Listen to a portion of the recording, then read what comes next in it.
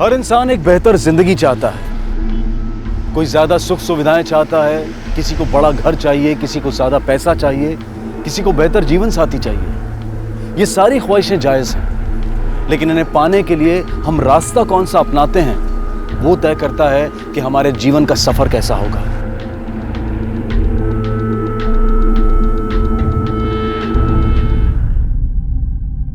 Happy birthday Sunny. अरे खोलो खोलो खोलो खोलो, इसे खोलो।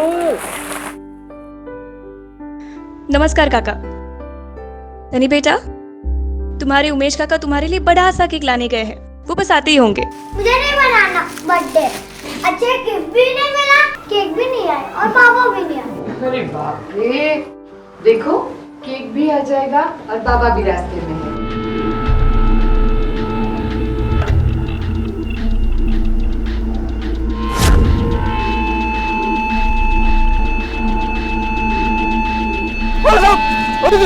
आखिर कोई इंसान जिंदगी से इतना घबरा क्यों जाता है, इतना कमजोर, इतना बेबस क्यों हो जाता है?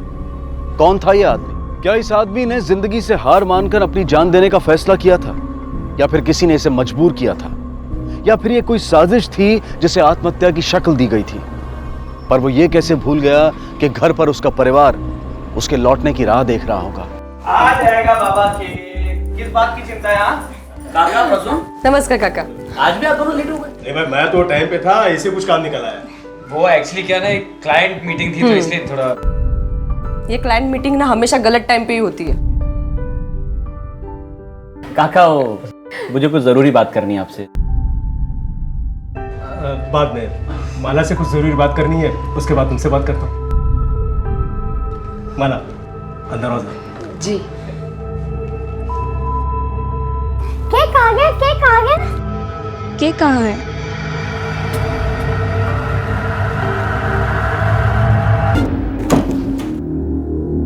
केक कहाँ है? नहीं ला पाया। नहीं ला पाए मतलब? नाही ला पाया मतलब नाही ला पाया. पैसे नव्हते यार माझ्याकडे. पण पैसे तर दिले होते ना. अगर इसके बारे में दिलीप को पता चल गया तो? नहीं, ये बात हम दोनों के बीच है ना, तो उसे पता कैसे चलेगा? और अगर उसे पता चल भी गया तो मैं उसे समझा दूंगा। हेलो, क्या? ठीक है। क्या चल? पुलिस का फोन था, दिलीप हॉस्पिटल में है। हाँ? हाँ।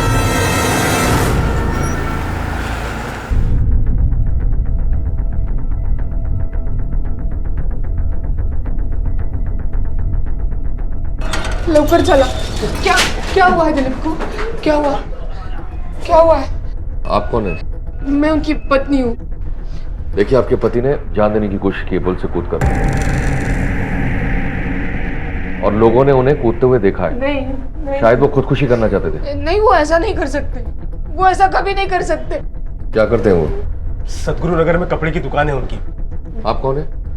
मैं दिलीप का काका हूँ। आप लोग रहते कहाँ हैं? सदगुरु नगर में ही, इच्छामल कॉलोनी। घर और दुकान दोनों सदगुरु नगर में है, लेकिन आपका भतीजा दिलीप हमें मिला है कर्मयोगी नगर में, वो भी ब्रिज के नीचे, जो सदगुरु नगर से काफी दूर है। क्या काम हो सकता है वहां जाने का? पता नहीं, मतलब वैसे कुछ बता कर नहीं गए थे। वो शायद गिफ्ट लेने गए होंगे सनी के लिए। हमारे बेटे का आज बर्थडे है ना। डॉक्टर क्या हुआ उन्हें? ठीक हो जाएगा? खतरे से तो बाहर है, पर उसकी बैक पूरी तरीके से इंजर्ड है। स्पाइन में गहरी चोट की वजह से हो सके कि उम्र भर के लिए पैरालाइज हो जाए।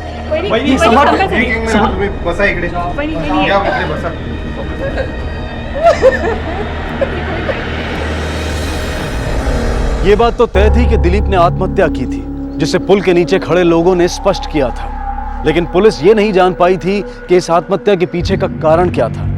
और दिलीप के पैरालाइज्ड हो जाने के बाद ये जानना पुलिस के लिए और मुश्किल हो गया था।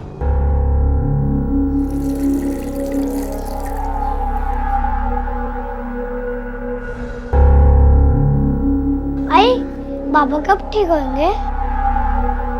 वहिनी, पुलिस।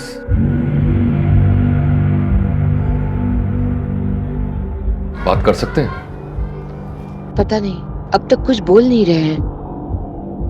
आप बाहर आएंगे, कुछ बात करनी है। जी।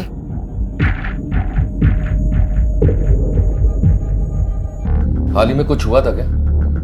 नहीं, मतलब ऐसे तो कोई बात नहीं थी। कुछ तो हुआ होगा। दिलीप की अपनी दुकान है, कोई लॉस हुआ हो या फिर किसी का उधार। हाँ, मतलब कुछ पैसे लिए थे इन्होंने काका से दुकान सेट करने के लिए। घर की बात है, पैसे लौटाने की भी कोई जल्दी नहीं थी।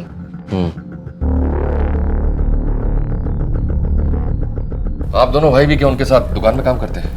नहीं सर, मेरा तो खुद का साइबर कैफे है और मैं पब्लिक सर्विस एग्जाम के लिए तैयारी कर रहा हूँ। और आप? मैं इनका चचेरा भाई, मार्केटिंग कंपनी में काम करता हूँ, बगल वाले घर में रहते हैं। दिलीप ने कितने पैसे लिए थे काका से? करीब 3 लाख रुपए लिए थे, पर मैंने आपसे कहा ना, मतलब घर की बात है। बहुत अच्छे इंसान है, सब लोग जानते हैं उनको। आर्य विद्या मंदिर में प्रिंसिपल है। और कौन कौन है घर में? मेरी वाइफ चित्रा फिलहाल ऑफिस गई और मेरी पत्नी कीर्ति। क्या हुआ? क्या हुआ? अरे बोलशील काय झाला? काका ने मेरे साथ छी बोलते हुए भी की मारी है।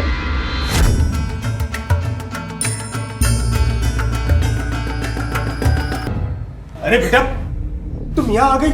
मैंने कहा ना अंगड़ाई लेने के लिए, मैंने हाथ सीधे की और तुम्हें लग गया। नहीं। बेटा, और तुम उसका गुस्सा मान गई। बेटा, मैं माफी मांगता हूँ, मेरा इरादा बिल्कुल ऐसा नहीं था। तेरी हिम्मत कैसे? अरे क्या दिमाग ठिकाने है तुम्हारा? अरे काका है वो, काका बस कर रही है। शांत बसाता तुम ही। काका ऐसे कर ही नहीं सकते, डोकं ठिकाणावर आहे का? माझ्यावरती विश्वास ठेवा। एक मिनट, मुझे तुमसे अकेले बात करनी है।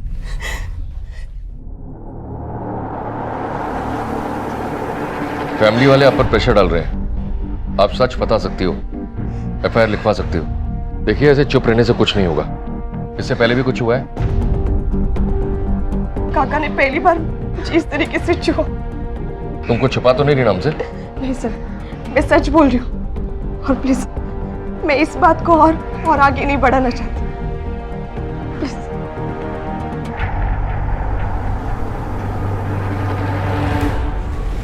विश्वास जोशी स्कूल का प्रिंसिपल है, पर कैरेक्टर का ढीला लगता है, वरना बहू उसके खिलाफ ऐसा कंप्लेन क्यों करेगी? एक बुजुर्ग आदमी के बारे में इतनी बड़ी बात बोल जाना, और घर वाले उसी को डांट रहे हैं। हो सर।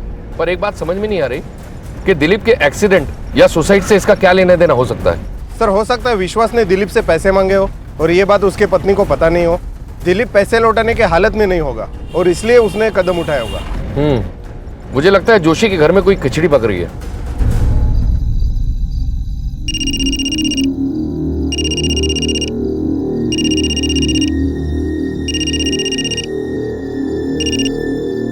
हेलो। अरे लो, कौन है रे बाबा इतनी देर रात को? बहुत हाथ चलता है ना तेरा बुड्ढे। अगली बार ऐसा किया ना तो हाथ तोड़ दूंगा, समझा? Hello hello, good good.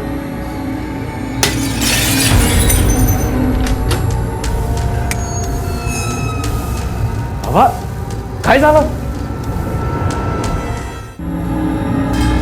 Hello hello, patrolling 421 Gangapur की खाड़ी के पास एक बॉडी मिली है। आई रिपीट, गंगापुर की खाड़ी के पास एक बॉडी मिली है। सर, पहले दिलीप की आत्महत्या की कोशिश और फिर विश्वास जोशी का खून। सर, कल ही घर की बहू कीर्ति ने इन पर मॉलेस्टेशन का आरोप लगाया था और आज इनका खून हो गया। बॉडी का कब पता लगा? साहब करीब 2 बजे। बॉडी के आसपास कुछ मिला?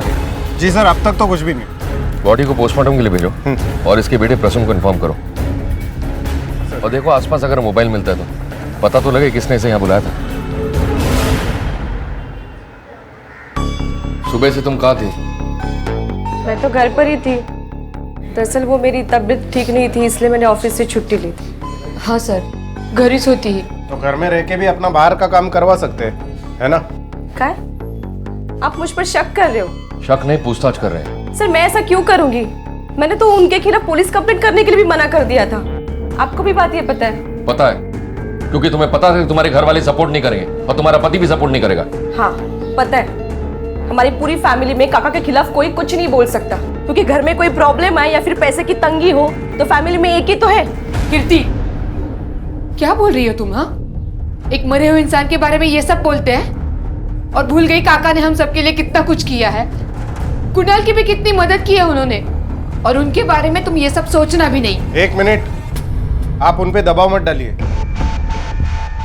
आप कंप्यूटर की मदद करने के लिए हमेशा उनके घर पे जाते हो? नहीं, पहली बार गई थी। अक्सर तो चित्रा जाती है मदद करने, पर कल वो ऑफिस के काम की वजह से बिजी थी, एक्स्ट्रा आवर्स कर रही थी, सो मुझे भेज दिया। चित्रा ने तुम्हें कभी आकर बताया कि उसके साथ भी कुछ ऐसा हुआ है? नहीं सर, इस घर में इससे पहले ऐसा कभी नहीं हुआ। ये तो बस कीर्ति है जो अपना बदला ले रही है। बदला? वही मैं काका से बदला लूंगी। जो भी है ना, साफ साफ बताओ, पुलिस से कुछ छुपाने की कोशिश मत करना। ये तो इसी से पूछिए आप। हाँ हाँ सांगते ना, घाबरते कमी। सर इस घर में शादी करके पछता रही हूँ मैं। गलती मेरी थी, गलत आदमी से शादी कर ली। कुणाल ने मुझे बताया कि वो बहुत अमीर फैमिली से बिलोंग करते हैं। उसकी फैमिली ने भी यही बताया कि उसका खुद अपना साइबर कैफे है। लेकिन नहीं, शादी के बाद पता चला कि वो सिर्फ एक पार्टनर है, कुछ खास नहीं कमाता, सिर्फ नाम के लिए बिजनेस है। इन सब ने मिलकर मुझे चीट किया है। निकम्मा पति। कमा तो मैं लेती हूँ सर, मैं तो खुद डिवोर्स लेना चाहती थी, पर नहीं, काका ने बीच में टांग अड़ा दी, मेरे भाई बाबा से जाके शिकायत कर दी। फंस गई हूँ मैं यहाँ पे। और इसी बात का तुमने बदला लिया है ना? अपने काका के लिए अभी भी बहुत गुस्सा नजर आ रहा है। सर मैं ऐसा क्यों करूंगी? हाँ ये बात सच है कि मैं नफरत करती हूँ उनसे, लेकिन मैं उनको मारने वाले के बारे में सोच भी नहीं सकती। आपके पति कहाँ है? जी, कुणाल अभी अपने साइबर कैफे में होगा। और बाकी सब? उमेश अपने इंस्टीट्यूट में और चित्रा ऑफिस में। सर मैंने मैसेज भेज दिया है, बस आते ही होंगे सब। चित्रा का ऑफिस एड्रेस? कल आधी रात को एक अजीब सी घटना हुई। किसी ने पत्थर फेंककर बाबा की रूम की खिड़की तोड़ दी और उनको धमकी भरा फोन भी किया। मैं आने ही वाला था पुलिस स्टेशन कंप्लेंट लिखवाने के लिए, तो मैं आप खुद ही आ गए। आप रात में ही आ जाते तो ये घटना टल सकती थी। चलो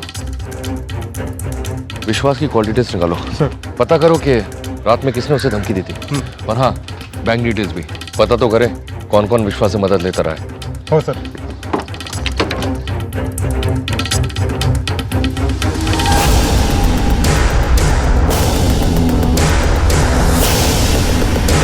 चित्रा, जी सर। आपने कीर्ति को विश्वास के पास भेजा था? हाँ सर, वो एक्चुअली हमेशा मैं ही मदद कर देती थी काका की कंप्यूटर चलाने में। लेकिन क्या है ना कि उस दिन मैं ओवर टाइम कर रही थी और दिलीप दादा के हॉस्पिटल के टाइम काफ़ी सारी छुट्टियां हो चुकी थी, इसलिए अभी ओवर टाइम करके कंपेंसेट कर रही हूँ। इसलिए मैंने कीर्ति को भेज दिया था।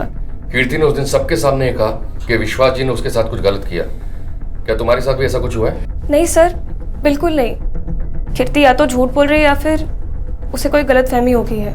काका तो ऐसे कर ही नहीं सकते। तुम इतना कॉन्फिडेंस से कैसे कह सकती हो सकता है तुम्हारे साथ ना हुआ, उसके साथ हुआ। क्या है ना सर कि जितना प्यार काका बेटे से करते थे उनके, उतना ही प्यार हम सबसे करते थे। उन्होंने बहुत हेल्प की है हमारी। उधर विश्वास का मर्डर हो गया और तुम घर नहीं गई? सर वो मुझे भी अभी पता चला। मैं बस निकलने वाली थी कि मैंने लीव के लिए अप्लाई कर दिया है। घर का खर्चा तुम चलाती हो क्या? क्या करो सर, जैसे तैसे गुजारा चल रहा है, लेकिन बस कुछ ही दिनों की बात है। एक बार उमेश यूपीएससी की एग्जाम पास कर लेगा ना, फिर मुझे नौकरी करने की जरूरत भी नहीं पड़ेगी। ठीक है।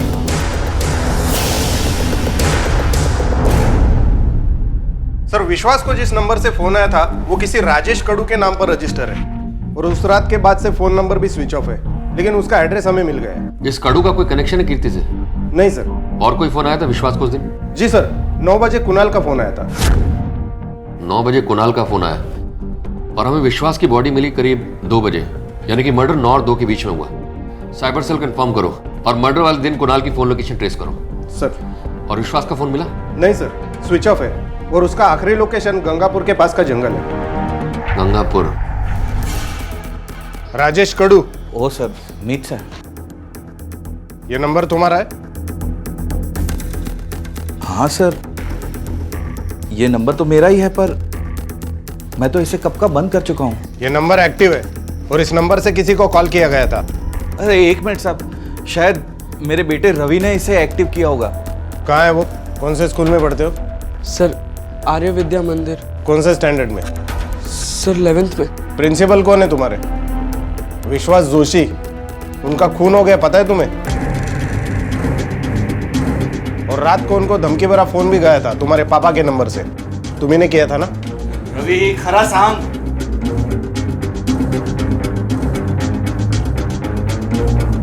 हाँ सर, मैंने ही किया था उनको फोन। मैं सर बहुत गुस्से में था। किस बात का गुस्सा? वो सर हुआ यूँ कि गुस्सा आया था उन पे। मैंने उन्हें फ़ोन किया, उनके घर का शीशा तोड़ा, उन्हें डराने के लिए। पर सर मैंने उन्हें मारा नहीं। कल 9 से 2 बजे के बीच तुम कहाँ थे? सर मैं घर ही तो। हाँ सर, वो घर पे ही था। तुम्हारा फ़ोन नंबर दो मुझे, तुम्हारे पास है वो, और ज़रूरत पड़ी तो पुलिस स्टेशन आना पड़ेगा। सर मर्डर के दिन कुणाल के फ़ोन की लोकेशन मिल गई है। वो 10 साढ़े 10 बजे तक गंगापुर वाली खाड़ी के पास ही था। बुलाओ सर। सर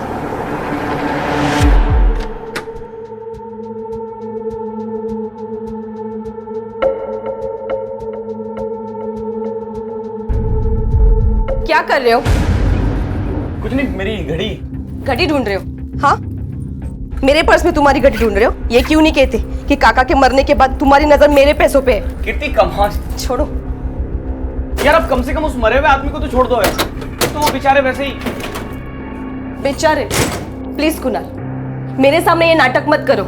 सच बात तो ये है कि तुम्हारा रिश्ता काका से नहीं, उनके पैसों से था। कुणाल, मैं आखिरी बार समझा रही हूँ, मैं काका नहीं हूं, माझ्या पैशांपासून लांब राहायचं।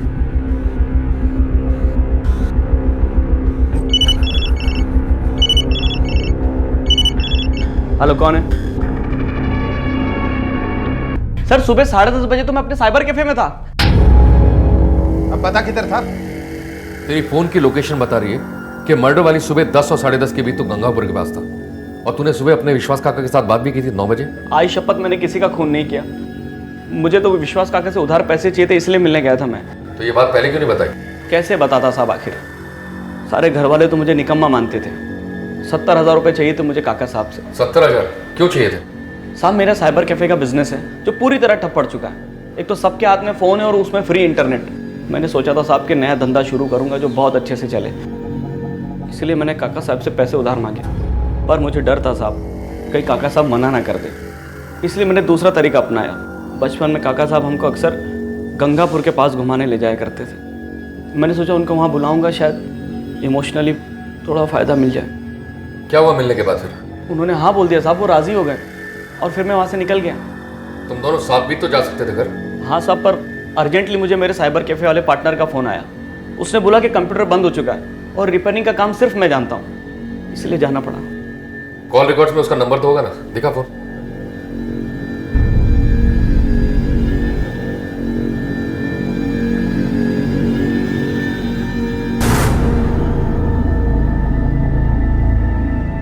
तो विश्वास काका से नाराज था कीर्ति के इल्जाम लगाने की वजह से? नहीं साहब, मैंने तो कीर्ति की किसी बात पे यकीन नहीं किया। घर में किस किस को पता था कि तू विश्वास काका को मिलने जा रहा है? किसी को नहीं। तेरा पार्टनर कौन है? जी हाँ सर, कुणाल यहाँ आया था कंप्यूटर ठीक कर। किस टाइम पे? सर एग्जैक्ट टाइम तो मुझे याद नहीं, करीब 11 बजे।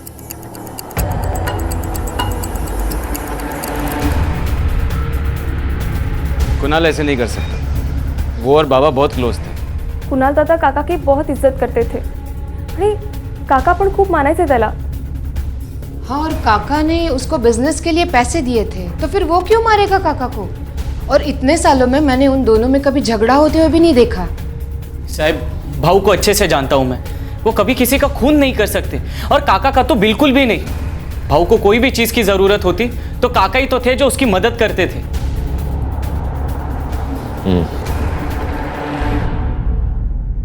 सनी रुक, अरे रुक, पकड़ लिया। रुक जा 2 मिनट। पढ़ाई तो अच्छे से की है ना मेरे बेटे ने? हाँ, लेकिन एग्जाम गंदा ही जाएगा। नहीं बेटा, ऐसे नहीं बोलते। तुमने पढ़ाई अच्छे से की है ना? हाँ, लेकिन पापा ने गुड लक तो नहीं बोला ना, इसलिए एग्जाम गंदा ही जाएगा।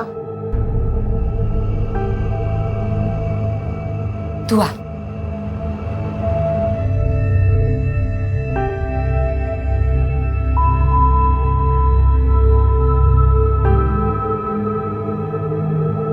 देखा, अभी बाबा ने सनी को गुड लक बोला ना? हाँ। है ना? तो अभी हमेशा की तरह मेरा बेटा फर्स्ट आएगा स्कूल में। सर विश्वास ने वाकई में तीनों भतीजों पे काफी खर्चा किया है। पिछले साल विश्वास ने दिलीप को 3 लाख रुपए और कुणाल को 2 लाख रुपए दिए। सर यहाँ तक कि दिलीप के ट्रीटमेंट का पूरा खर्चा भी उसने किया है। सर इन खर्चों में एक खास खर्चा है। क्या? ये देखिए सर, विश्वास ने अभी अभी एक रिकरिंग डिपॉजिट अकाउंट खोला है जो माला के बेटे सनी के नाम पर है। सर खास बात यह है कि इस अकाउंट का नॉमिनी खुद विश्वास और माला है, दिलीप ने। कमाल है, माँ नॉमिनी और बाप नहीं। तुम्हें याद है उस दिन भी माला ने कीर्ति को सपोर्ट नहीं किया था, विश्वास का सपोर्ट किया था और कीर्ति को सबके सामने मारा भी था। सर मुझे तो लगता है कि विश्वास काका और माला के बीच में कुछ चल रहा है। हो सकता है कि इस बात का दिलीप को पता चल गया हो और उसने सुसाइड करने की कोशिश की हो। आप विश्वास के काफी क्लोज थे। हाँ, घर के बुजुर्ग थे, बहुत इज्जत करती थी मैं उनकी। सुना है वो आपके पति का इलाज भी करा रहे थे। घर की सारी जिम्मेदारी उन्होंने अपने हाथ में ले ली थी। पर एक बात बहुत अजीब लगी, सनी के आरडी अकाउंट में नॉमिनी आप और विश्वास जी हैं, आपके पति ने। ये आरडी है सनी के भविष्य के लिए। काका ये मतलब दिलीप को अच्छा नहीं लगेगा। अरे देखिए, दिलीप ने पहले से ही आपसे इतना सब कर्जा लेके रखा है और उसी को चुकाने की बात करता रहता है। अभी ये एक और उसे सच में अच्छा नहीं लगेगा। ये बात हम दोनों के बीच है ना, तो उसे पता कैसे चलेगी? और अगर उसे पता चल भी गई तो मैं उसे समझा दूंगा। आप कहना क्या चाहते हैं, साफ साफ कहिए। साफ ही तो कहा मैंने, आपके बेटे के नॉमिनी बन गए हो। आखिर क्या रिश्ता है आप दोनों का? बहुत खास रिश्ता है, बाप और बेटी का। और कुछ पूछना चाहेंगे आप? सर कुणाल के कॉल रिकॉर्ड से यह पता चला है कि 10:30 बजे मोहित ने उसे कॉल किया था। दो संभावनाएं, या तो कुणाल हमसे झूठ बोल रहा है कि विश्वास को मिलने के बाद मोहित का फोन आया और वहां से चला गया, या फिर दूसरा कि मर्डरर पहले से ही वहां मौजूद था और कुणाल के जाते ही उसने विश्वास का मर्डर कर दिया। लेकिन सर कुणाल ने कहा था कि वो गंगापुर में विश्वास से मिलने वाला है, ये बात किसी को पता नहीं थी। ऐसा भी तो हो सकता है कि कीर्ति ने इस बात का पता कर लिया हो। आखिर उसके पास रीजन भी था विश्वास को मारने का, क्योंकि वो उसकी पत्नी है। एक काम करो, कीर्ति के फोन रिकॉर्ड निकलवा और पता करो किसी हिस्ट्री शीटर या फिर किसी क्रिमिनल से उसका कांटेक्ट है क्या। मुझे लगता है उनकी सुपारी दी गई है। हो सर। वहिनी, दुकानाची चावी द्या। दुकानाची चावी कशाला? कशाला म्हणजे? कब तक दुकान बंद रखने वाले हो? आज से दुकान मैं संभालूंगा। संभाल पाओगे? संभाल पाओगे का क्या मतलब है? हा? अब तक दिलीप दादा ने संभाला ही है ना। और वैसे भी मैं पढ़ा लिखा हूँ। तो तब क्यों नहीं संभाला जब तुम्हारे दादा चाहते थे कि तुम संभालो? तब तो तुम्हें पढ़ाई करनी थी और इस वजह से बेचारी चित्रा को भी दिन रात मेहनत करनी पड़ी। अगर अब संभालोगे तो पढ़ाई का नुकसान नहीं हो जाएगा? काय साला वहिनी, क्या बात चल रही है? सर हाँ, कीर्ति का कॉल रिकॉर्ड। सर इसके हिसाब से कीर्ति का किसी क्रिमिनल या हिस्ट्री शीटर से कोई कांटेक्ट नहीं था। सर मामला कुछ और ही है। मतलब? कीर्ति और उसका चचेरा देवर प्रसून, दोनों के बीच में फोन पे काफी सारी गुटरगु हुई है, वो भी प्रसून के ऑफिस टाइम में। कहीं प्रसून और कीर्ति का कुछ लफड़ा तो नहीं चल रहा है और उसके बाप को पता चल गया? प्रसून और कीर्ति दोनों को उठाकर लेकर आओ। सर टाइम नहीं है मेरे पास। तुम दोनों की कॉल डिटेल्स और फोन की लोकेशन दोनों मेरे पास है। बहुत बातचीत होती रही है तुम दोनों में, कई बार तो फोन की लोकेशन भी एक है। ऑफिस आवर्स में भी तुम एक दूसरे से मिलते हो। चल क्या रहा है? कहीं तुम दोनों ने तो विश्वास काका और दिलीप को नहीं मारा? क्योंकि तुम दोनों की आशिकी के बारे में उन्हें पता चल गया था। सर ऐसा कुछ नहीं है सर। 2-4 बार ऑफिस आई थी क्योंकि इसे नौकरी की तलाश थी। हमारे बीच में सिर्फ ये सभी बातें होती थी सर। और हमारे कंपनी के मुंबई ब्रांच में वैकेंसी है, इंटरव्यू के लिए इसे ऑफिस आना पड़ता था। अब तुम दोनों इसके आगे झूठ बोला ना तो 302 लगवा दूंगा। सर मैं झूठ नहीं बोल रही हूँ। विश्वास की मौत के बाद तुम दोनों ने आपस में बात करना बंद कर दिया, क्यों? ताकि दुनिया को पता ना चले, है ना? सर ऐसी कोई बात नहीं थी। जब मैंने कुणाल और प्रसून को ये बात बताई कि इनके बाबा ने मेरे साथ क्या किया, तब प्रसून ने मेरे साथ बात करना बंद कर दिया। लेकिन सर मुझे जॉब चाहिए थी, इसलिए मैं बार बार कॉल कर रही थी, लेकिन ये नहीं उठाता था। सर ऐसे घटिया औरत के साथ क्या बात करूं मैं झूठे लोगों के साथ बात नहीं करता। और तुम्हारी हिम्मत कैसी हुई मेरे बाबा के बारे में ऐसे बात करने की? खोटनो को बोलूं सा? मैं सब जानती हूँ तुम्हारे अंदर तुम्हारे बाबा के लिए कितनी नफरत भरी पड़ी है। सर इन दोनों के बीच में ना बहुत झगड़े होते हैं। क्या मरती है तू? बस बस गबसादा। कीर्ति तू जा। तुम दोनों के आपस में झगड़े क्यों होते थे? सर कौन से घर में बाप और बेटे के बीच में झगड़े नहीं होते सर। तुम सिर्फ अपने झगड़े की बात करो, क्योंकि जिसके साथ तुम्हारा झगड़ा होता था उसका मर्डर हो चुका है। वो हमें दोनों प्रॉपर्टीज बेच के मुंबई में फ्लैट लेना था। हमें मुंबई शिफ्ट होना था और बाबा इसके लिए राजी नहीं हो रहे थे। और वो दोनों प्रॉपर्टी तुम्हारे बाबा के नाम पे थी? नहीं सर, वो दोनों प्रॉपर्टीज हमें विरासत में मिली। आधा हिस्सा मेरे और बाबा के नाम पे और आधा हिस्सा दिलीप, उमेश और कुणाल के नाम पे। इसलिए हम चाहते थे कि हम कौन कौन चाहता था? सर मैं, कुणाल और उमेश। और दिलीप? सर दिलीप वो प्रॉपर्टी से बहुत इमोशनली इन्वॉल्व था, तो उन्हें सिर्फ बाबा ही मना सकते थे। मतलब जो लोग इस प्रॉपर्टी को बेचने के खिलाफ थे उन दोनों को टारगेट बनाया? मेरे बाबा अब मेरे साथ नहीं रहे और आप मुझ पे ही शक कर रहे हैं। मैं सिर्फ अपनी ड्यूटी कर रहा हूं। तुम्हारे बॉस का नंबर और जिसने कीर्ति कंटे को लिया है, दोनों का नंबर मुझे चाहिए।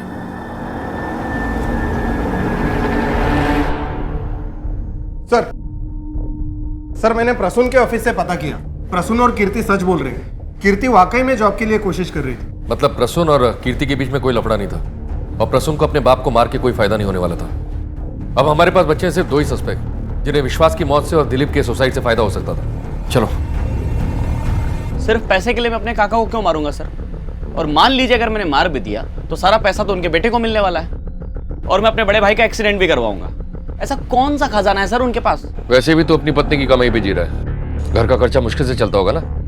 और तेरी पत्नी की कमाई कोई खास नहीं है, पैसों की जरूरत तो पड़ती होगी तुझे। चित्रा काफी कमा लेती है, जिससे मेरी ट्यूशन फीस वगैरह सारे खर्चे अच्छे से मैनेज कर लेती है। अब तो उसका प्रमोशन हो गया है, एक कंपनी में असिस्टेंट अकाउंटेंट हो गई है। ये तुझा बैंक स्टेटमेंट, और जिस ऑफिस में तुम काम करती हो वहां सिर्फ तुम रिसेप्शनिस्ट हो और तुम्हारी कुल पगार 5,000 रुपए है। और ये विश्वास का बैंक स्टेटमेंट, जिस दिन भी उन्होंने अपने अकाउंट से पैसे निकाले उतना ही अमाउंट तुम्हारे अकाउंट में जमा हुआ है उस दिन। पुलिस जब पीछे लगती है ना तो मुर्दों से भी बयान निकलवा लेती है। अब बताओगी तुम्हारे और विश्वास के बीच क्या चल रहा था? सर प्लीज माझ्यावर विश्वास ठेवा, मेरा कोई अफेयर नहीं चालू है। और जो काका ने पैसे दिए थे वो उमेश की पढ़ाई के लिए पैसे दिए थे। तो इतने चोरी छुपे पैसे जमा करने की क्या जरूरत थी? उमेश को डायरेक्ट भी तो दे सकता था। सर उमेश खूब आलसी है, अगर उसको पता चलता कि ये काका ने पैसे दिए हैं तो फिर ना वो उसे लौटाने की कोशिश करता और ना ही ठीक से पढ़ाई करता। मेरे पैसे देने से उसका ईगो हर्ट होता है, जिससे कम से कम वो पढ़ाई तो करता है। और क्या पता शायद मेरी इंपॉर्टेंस बढ़ जाती या फिर मुझे मारना बंद कर देता। इसलिए मैंने झूठ बोला घर वालों से कि मेरी प्रमोशन हो गई है, जिससे मेरी सैलरी पर सवाल ना उठे। क्या लगता है ये चित्रा सच बोल रही है? मुझे नहीं लगता है, क्योंकि विश्वास चित्रा और माला दोनों को पैसे देता था, वो भी उनसे पति से छुपाकर। हो सकता है कि कीर्ति सच बोल रही हो कि विश्वास ने उसके साथ मॉलेस्टेशन किया है, और ये दोनों भी ये सच जानती हो लेकिन जानबूझकर बता नहीं रही हो, क्योंकि विश्वास से उन्हें पैसे मिलते हैं। और हो सकता है कि विश्वास कीर्ति का मुंह नहीं बनकर पाया हो। लेकिन ये समझ में नहीं आ रहा है कि विश्वास को मारा किसने था। माला और चित्रा तो हो नहीं सकते, क्योंकि पैसे के अंडे देने वाले मुर्गी को कौन काटेगा? सर विश्वास का पोस्टमार्टम रिपोर्ट आला है। इसके हिसाब से विश्वास की मौत 10 से 11 के बीच में हुई। 10:30 बजे कुणाल उसी एरिया में था, लेकिन सर उसके पास विश्वास को मारने का कोई मोटिव नहीं है। मैंने उसकी कंप्यूटर रिपेयर करने की बात भी वेरीफाई की। He is clean there. विश्वास के सर के पीछे किसी भारी चीज से वार किया गया, और सर सीने पर मल्टीपल स्टैबिंग के निशान भी है। बार बार चाकू घोंपा गया। बार बार? इसका मतलब है कोई इमोशनल रीजन है। भला कोई इतनी बेदर्दी से कैसे किसी को मार सकता है? वो ना हो मारने वाला भी इस दर्द से गुजरा हो। कोई तो है जो विश्वास से बहुत नफरत करता था। सर ये भी पता चला है कि मारने वाले ने बाएं हाथ से वार किया, मतलब वो लेफ्टी।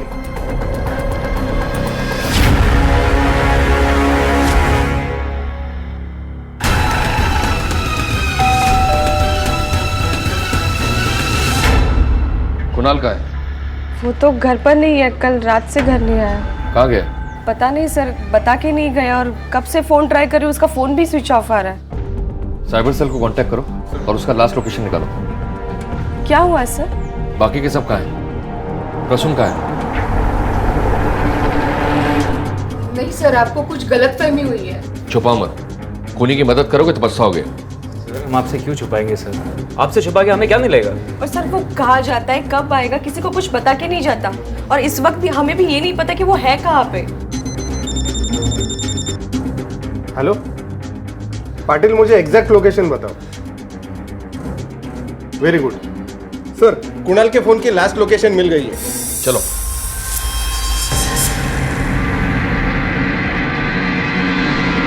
पुलिस को कुणाल के फोन की आखिरी लोकेशन पता चली, जो कि इगतपुरी के जंगलों के बीच थी।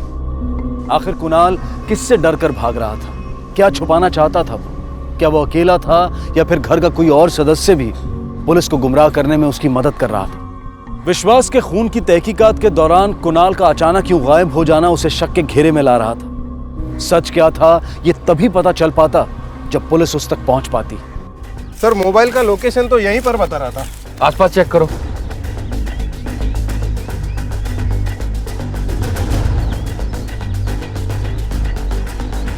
सर इकडे या लवकर बघा।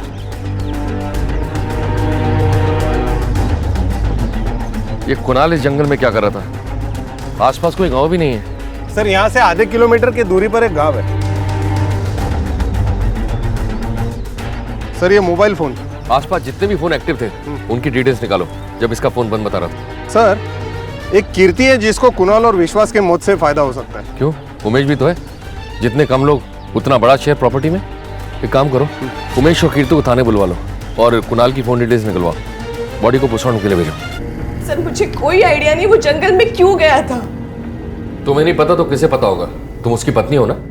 सर उसने मुझे कभी कुछ नहीं बताया कि वो कहाँ जाता था, क्या करता था।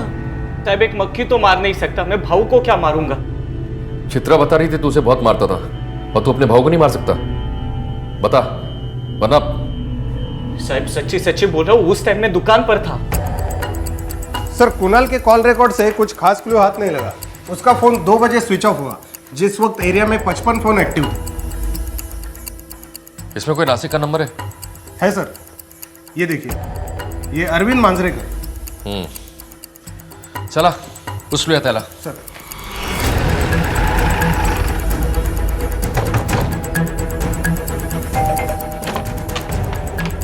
अरविंद।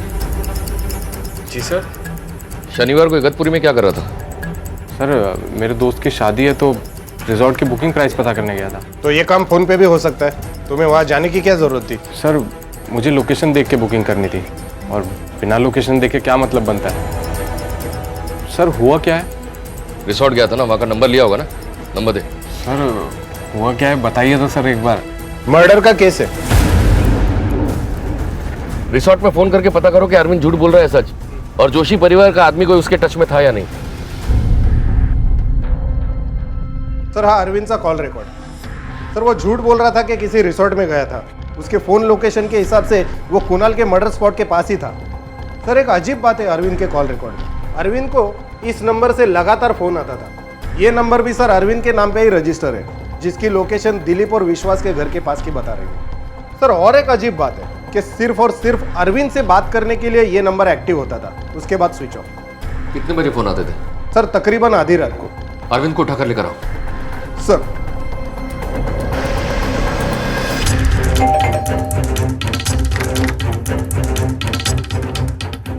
अरे सुनिए। हाँ ये सर। अरविंद इधर ही रहता है? सर हाँ, इधर से रहता हूँ। अच्छा, अकेला ही रहता है? हाँ सर, अकेला ही रहता है। और काम कहाँ पे करता है? सर स्टेशन पे इसकी फर्नीचर की दुकान है। Thank you. Okay sir.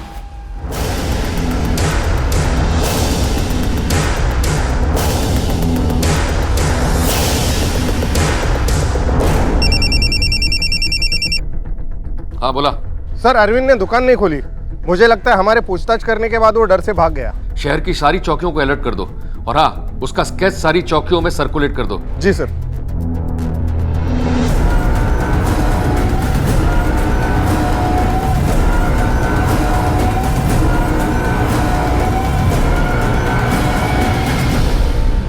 मान लो अरविंद ने ही कुणाल और विश्वास का खून किया है, पर वो ऐसा क्यों करेगा? उसका कोई क्रिमिनल रिकॉर्ड भी नहीं है। आखिर क्या वजह हो सकती है? और हाँ, ये अरविंद आधी रात को किससे बात करता है? कोई किराए के गुंडों से तो बात करेगा नहीं। को ना हो अरविंद का कोई इस कॉलर से पर्सनल कनेक्शन है, कोई रिश्तेदार, दोस्त या फिर कोई प्रेमी। हो सकता है सर। जिस तरीके से रात को चुपके से ये सब फोन कॉल चल रहे हैं, किसी अफेयर की तरफ ही इशारा करते हैं। दिलीप के घर में 3 औरतें हैं। पहली माला, जिसका पति बेड रिडन है, और दूसरी कीर्ति, जिसका पति कुछ करता नहीं और उससे पीछा छुड़ाना चाहती है, और तीसरी चित्रा, जिसका पति उसे बहुत मारता है और उसकी कमाई पर हक जमाता है। कहीं ऐसा तो नहीं इन तीनों में से किसी का अफेयर चल रहा हो और शादीशुदा होने की वजह से वो ये चाहती हो कि ये बात किसी को पता ना लगे। एक काम करो आपने, जिस नंबर से उसे लगातार फोन आते हैं उसे ट्रैक करो, कभी तो चालू होगा। सर। काफी कोशिशों के बावजूद भी पुलिस को अरविंद की कोई खबर नहीं मिल रही थी। अरविंद तक पहुंचने की एकमात्र उम्मीद थी वो फोन नंबर जो जोशी परिवार में से किसी का भी हो सकता था और जिस पर अरविंद की अक्सर बातचीत होती रहती थी। आखिर किसका था वो नंबर और उसका अरविंद के साथ और जोशी परिवार में हुई उन 2 हत्याओं के साथ क्या संबंध था?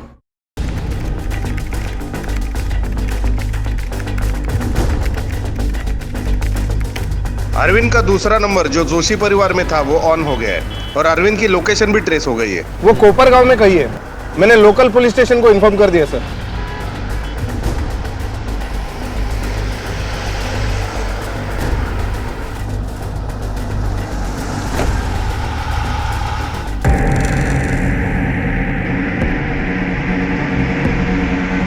मैंने अपना पुराने वाला सिम ऑफ कर दिया। अब कोई भी मुझ तक नहीं पहुंच सकता।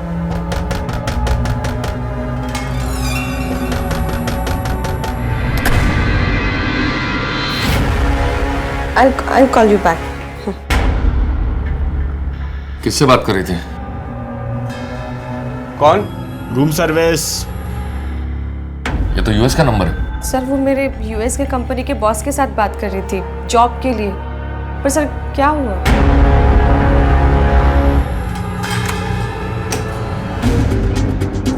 चल हो गया तेरा खेल, बहुत खेल लिया तूने।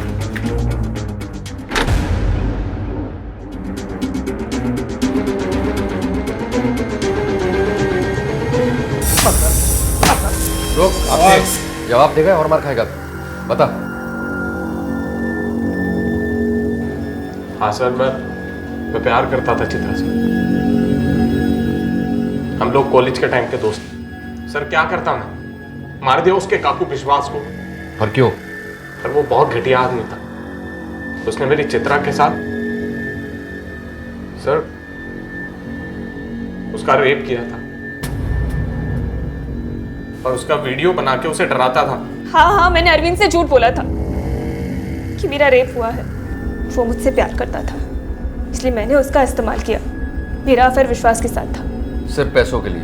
जरूरत थी मुझे पैसों की। उमेश की पढ़ाई का खर्चा था मेरे सर के ऊपर। मुझे एक अच्छी जिंदगी जीनी थी। काका को मैंने गंदी वीडियो देखते हुए पकड़ लिया था। काका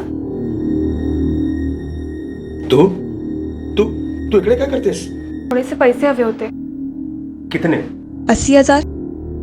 ए बग, इतने पैसे मेरे पास अभी है नहीं। 10,000 है, चलेगा? चलेगा। और बाकी ठहरा के ले लूं? चलेगा। और 70,000 के लिए तुमने विश्वास के साथ फिजिकल रिलेशन बना लिया। मुझे उसकी कमजोरी पता थी। विश्वास को फंसा रही थी, पर विश्वास ने तुम्हें फंसा लिया। उमेश यूपीएससी के एग्जाम में 2 बार फेल हो चुका था। मला माहिती होतं कि वो लाइफ में कभी कुछ नहीं कर पाएगा। इसलिए मैं अरविंद से मिली। सोचा उससे शादी कर लूंगी और उमेश को छोड़ दूंगी। पर विश्वास काका बीच में आ गए और उसके बदले में मैं उसे पैसे दूंगी। कुणाल ने डबल गेम खेलने की कोशिश की और काका से भी पैसे डिमांड किए। काका वो क्या है ना, आपके कंप्यूटर में मैंने आपकी और चित्रा की रासलीला का वीडियो देख लिया है। तू चाहती थी काका के मर्डर के पीछे भतीजा कुणाल फंस जाए, तो उसे क्यों मरवाया? क्योंकि मुझे उसके साथ भी सोना पड़ा था और वो अरविंद को कभी भी बता सकता था। फिर तुमने अरविंद को कैसे राजी किया कुणाल को मारने के लिए? मैंने कहा कि कुणाल पुलिस से बहुत डर गया है, कभी भी सच बोल देगा और हम फंस जाएंगे। वे रोई गिड़गिड़ाई, बोला कि कुणाल को मार देते हैं और वो मान गया। और फिर मैंने कुणाल को कहा कि तुम इगतपुरी चले जाओ, वहाँ तुम्हें पैसे मिल जाएंगे जो मैंने तुम्हें देने का प्रॉमिस किया था।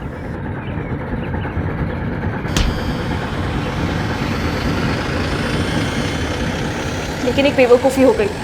अरविंद कुणाल को मारने के लिए अपना मोबाइल साथ ले गया और आपने उसे ट्रैक कर लिया। और दिलीप, उसके एक्सीडेंट का क्या राज है? उसका भी तुमने इस्तेमाल करना चाहा और उसने सुसाइड करने की कोशिश की। मैंने सोचा कि दिलीप को उकसाऊंगी तो विश्वास को वो अपने आप मार डालेगा। भैया चित्रा काय झालं? भैया वो आपसे कुछ बात करनी थी, लेकिन समझ नहीं आ रहा है कि कैसे बात करूं। उसमें ना समझने वाली क्या बात है, बोलो तो। भैया वो काका जी और माला दीदी के बीच कुछ, मतलब वो लोग एक साथ, मी स्वतः बघितलं। आप जब दुकान जाते हो तब। बेचारा खामखा उसने अपनी जान लेने की कोशिश की तुम्हारी वजह से। क्या हासिल हुआ तुमको? प्यार पाने का रास्ता जुर्म नहीं होता।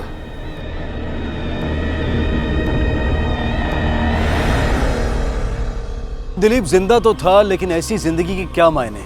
किसी की बातों में आकर अपने करीबी लोगों पर शक करना और फिर उस गलतफहमी की वजह से आत्महत्या जैसा बड़ा कदम उठाना ना सिर्फ गलत है बल्कि बेवकूफ़ी भी है। उधर चित्रा पछता रही थी उमेश से शादी करके। उसके पास एक रास्ता था कि वो तलाक ले सकती थी, नए सिरे से अपनी जिंदगी शुरू कर सकती थी, पर उसने एक गलत रास्ता चुना। एक बार कदम गलत रास्ते पर पड़े तो फिर बढ़ते ही चले गए और अंत हुआ जेल की सलाखों के पीछे। बेहतर जिंदगी की तलाश यूं खत्म हो गई। जरूरत है अपनों में विश्वास रखने की, उनसे खुलकर बात करने की। रिश्ते तभी मजबूत होते हैं जब उनमें विश्वास होता है।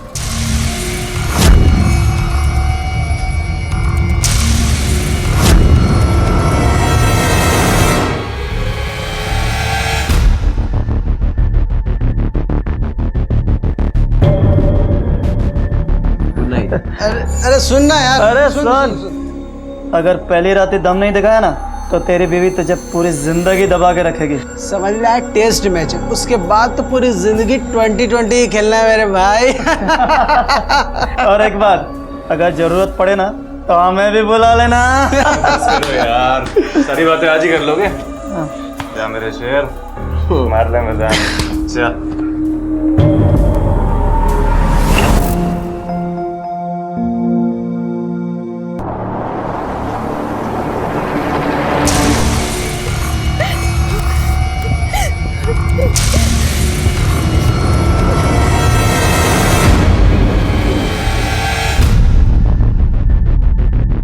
तो ये सब आपके पति ने नशे में धुत होकर किया?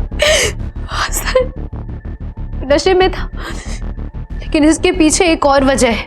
कैसी वजह? राजस्थान के अमरपुरा गांव में एक दिन कोमल अपने साथ हुए बलात्कार की शिकायत लेकर पुलिस के पास आती है। उसे देखकर ऐसा लगता है कि उसकी शादी कुछ ही वक्त पहले हुई है। तो किसने किया था कोमल के साथ ये बलात्कार? क्या थी उसकी कहानी और क्या था इस कहानी के पीछे का सच?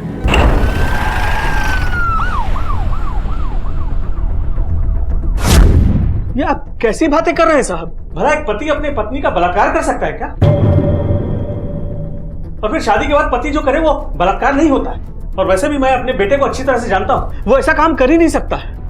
पता नहीं वो ऐसा क्यों बोल रही है,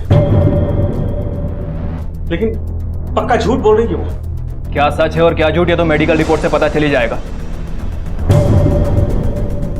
फिलहाल आप सबको हमारे साथ पुलिस स्टेशन चलना होगा, लेकिन क्योंकि दहेज लेना और दहेज मांगना दोनों ही कानूनन अपराध है। दहेज? आपकी बहू ने हमें बताया कि आपके परिवार ने उसके परिवार से दहेज मांगा था।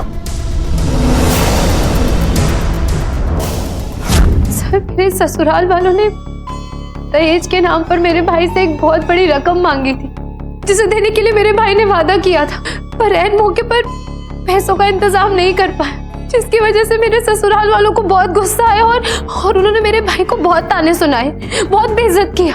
और उसी बात की भड़ास निकालने के लिए मेरे पति ने मेरा रेप किया। देखा ये क्या किया तेरी छोटी बहन ने? कहाँ है आपका बेटा? कहाँ है विशाल? अपने कमरे में है ऊपर। पकड़ो। साहब हमने चलो, क्या कुछ कहना है थाने में चल के।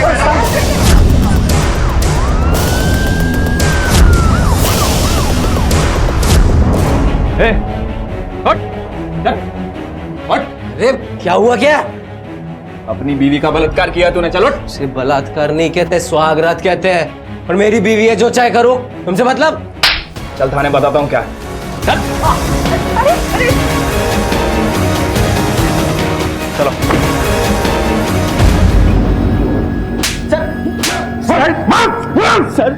सर वो झूठ बोल रही है, आप मेरा विश्वास कीजिए। सर मुझे तो जब पता चला कि उसका महीना चल रहा है तो मैंने खुद उससे कहा कि आज रहने देते हैं। सर कहानियां अच्छी बना लेता तू, लेकिन इतनी भी अच्छी नहीं कि हम विश्वास कर लें। मेडिकल रिपोर्ट के आने तक अपनी खैर मना ले तू। जैसे ही मेडिकली ये प्रूव हुआ कि तूने अपनी पत्नी कोमल के साथ बलात्कार किया है, तो ऐसी धुलाई शुरू होगी ना तेरी कि जिंदगी भर याद रखेगा।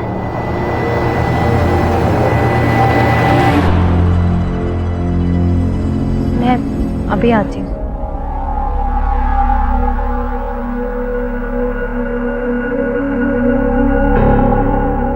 भैया कोमल क्या है ये सब?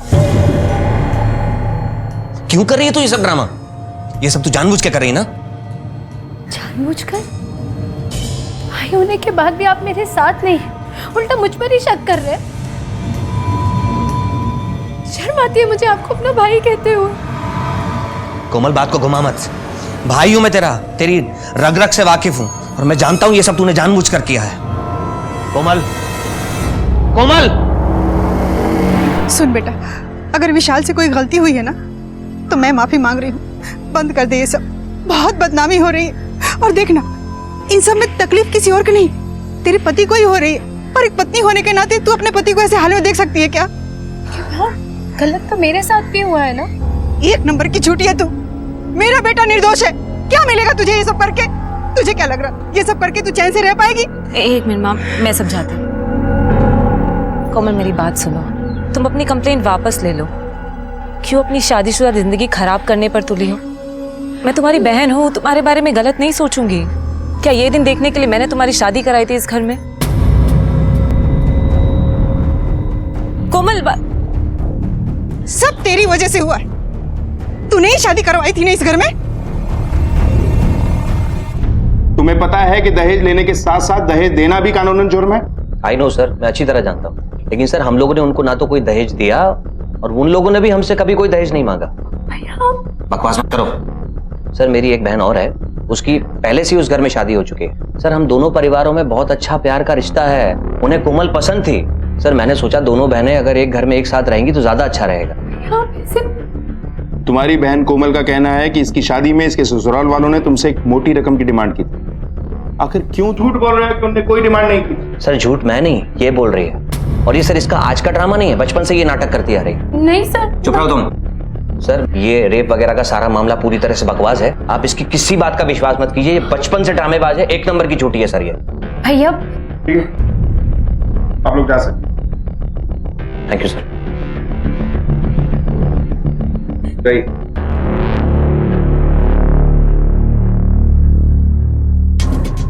कपिल, ये मामला तो बड़ा अजीब सा है। कोमल के हिसाब से कोमल के ससुराल वालों ने उसके भाई उदय से एक मोटी रकम की डिमांड की, लेकिन उसका भाई इस बात से सीधा इनकार कर रहा है। उदय के बयान के हिसाब से तो हमें विशाल के घर वालों को छोड़ना पड़ेगा। अगर तुम्हें लगता है कि मैं तुम्हारी कोई मदद करूंगा या तुम्हें अपने साथ घर ले जाऊंगा तो पहले ही बता दूं, ये ख्याल मत पालना। मुझसे कोई उम्मीद मत करना। हमने तुम्हारी शादी कर दी ना, अब वही ससुराल तुम्हारा अपना घर है। मेरी बात तो सुनिए भैया, मैं कहाँ जाऊंगी?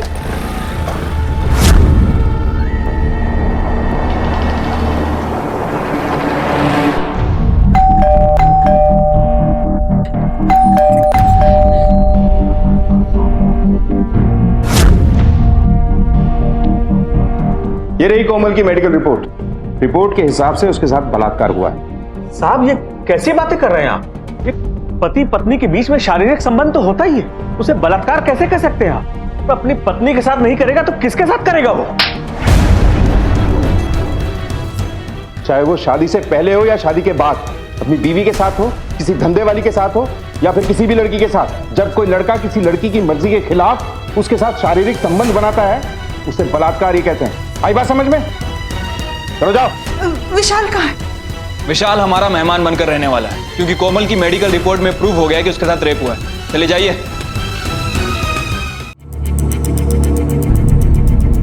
मुझे माफ कर दीजिए। सब रिश्तेदार और पूरे मोहल्ले के सामने हम सब की नाक कटा दी, तब अकल आई तुझे? आज तेरी वजह से हम लोगों की इज्जत मिट्टी में मिल गई।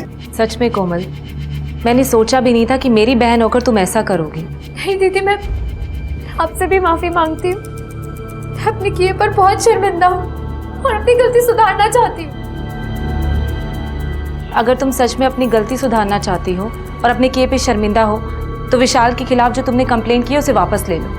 हाँ दीदी ठीक है, मैं अभी पुलिस स्टेशन जाके कंप्लेंट वापस ले लेती हूँ। तो आप सब लोग मुझे अपना लेंगे ना? मैं भी चाहती हूँ।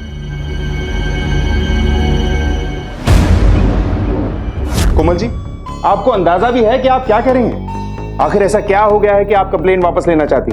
कहीं ऐसा तो नहीं कि विशाल के या आपके परिवार वाले आप पे दबाव बना रहे हैं? अगर ऐसा है तो किसी से डरने की जरूरत नहीं, हम आपके साथ हैं। नहीं सर, मुझ पर किसी भी तरह का कोई दबाव नहीं। मुझे अपनी कंप्लेन वापस लेनी है। आप प्लीज उन्हें छोड़ दीजिए। कोमल जी, अक्सर डोमेस्टिक वायलेंस और मैरिटल रेप के केसेस में औरतें कंप्लेंट लिखाने से डरती हैं। इसी वजह से ऐसे लोगों के हौसले और बढ़ जाते हैं। मुझसे बहुत बड़ी गलती हुई है और मैं उस गलती को सुधारना चाहती हूँ। आप प्लीज उन्हें छोड़ दीजिए। एक बार फिर सोच लीजिए कोमल जी। कपिल, इनसे रिटर्न में लो और विशाल को छोड़ दो। आइए लेके आने।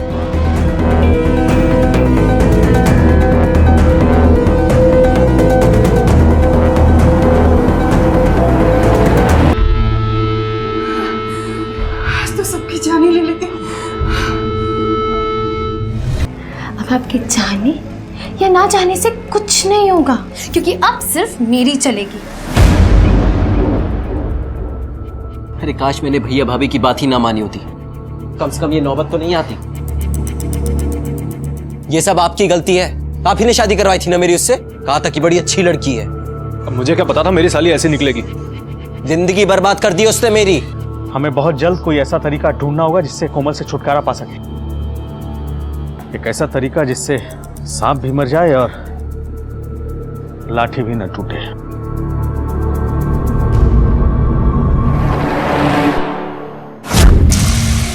पलक! पलक!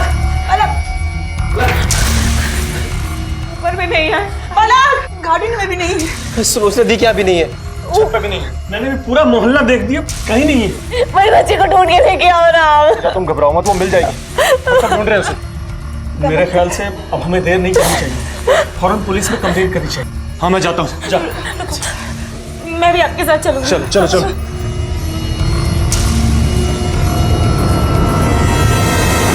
अब मेरी बेटी पलक रोज की तरह स्कूल से आई, खाना खाया और अपने दोस्तों के साथ खेलने चली गई। रोज वो खेल कूद कर घर आ जाती है, लेकिन आज सर, हमने उसके दोस्तों से भी पूछताछ की, लेकिन किसी को नहीं पता कि वो कहाँ चली गई। आप लोगों को किसी पे कोई शक है? नहीं साहब, हमारे तो किसी से कोई अनबन भी नहीं हुई।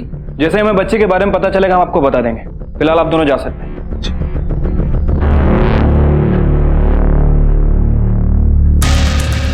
कपिल, कोमल और पूजा दोनों बहनें हैं। कोमल का अपने ससुराल वालों से पहले ही रिश्ता ठीक नहीं था। कहीं ऐसा तो नहीं कि पूजा भी इन्हें पसंद नहीं थी, इसी वजह से किसी ने इसकी बच्ची को कुछ कर दिया? लेकिन सर, पूजा के मुताबिक पलक को सभी प्यार करते हैं और परिवार में भी उसके सबके साथ अच्छे रिलेशन है। कपिल, ये 5 साल की बच्ची के गायब होने का मामला है। हम कहीं सुनी बातों पर यकीन नहीं कर सकते। ऐसा करते हैं कि इनके एरिया में चलकर उन बच्चों से पूछताछ करते हैं जिनके साथ पलक खेलती थी। तब तक इस पूरी फैमिली के लोकेशन डिटेल निकलवाओ। पता करो कि जब बच्ची किडनैप हुई कौन कहां था। Right sir.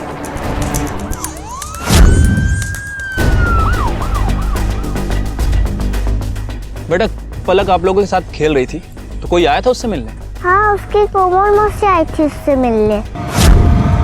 चॉकलेट। फिर वो उसके साथ ही चले गई। अच्छा, आप लोगों को बताया था पलक ने कि वो कहाँ जाने वाली है? शायद अपने मामा के घर गई है।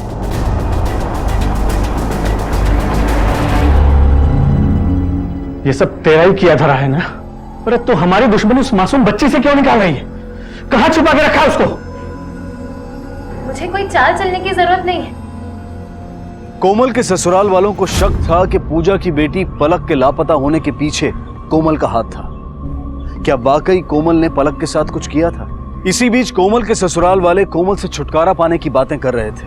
ऐसा लग रहा था कि वो शायद कोमल को नुकसान पहुंचाने की सोच रहे थे। आखिर क्या होने वाला था? कहां थी पलक? आपने आखिरी बार पलक को कब देखा था? सर, मैं मार्केट से लौट रही थी, तब मैंने पलक को अपने दोस्तों के साथ खेलते हुए देखा। मैं उसके पास थोड़ी देर रुकी, बात की और फिर मैं वहां से चली गई। लेकिन पलक के दोस्तों का तो कुछ और ही कहना है। उसकी कोमल मौसी आई थी उससे मिलने। उनके मुताबिक आप पलक को अपने साथ लेकर उसके मामा के घर गई थी। नहीं सर, शायद कुछ गलतफहमी हुई है।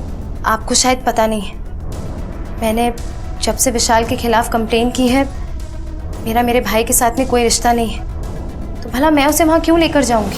कहीं आप हमसे कुछ छुपा तो नहीं रही हैं? भला मैं आप लोगों से कुछ क्यों छुपाऊंगी? भला मेरी बहन की बेटी है, मेरी भी बेटी जैसी है, और मैं उससे बहुत प्यार करती हूँ। Thank you.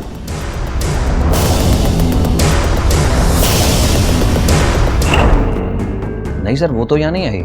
आपको लगता है कि आपकी बहन कोमल पलक के साथ ऐसा कुछ कर सकती है? सर वो तो मुझे नहीं पता, और वैसे भी वो उनके घर का मामला है, वो लोग जाने। हमें आपकी वाइफ से कुछ अकेले में बात करनी है। ओके।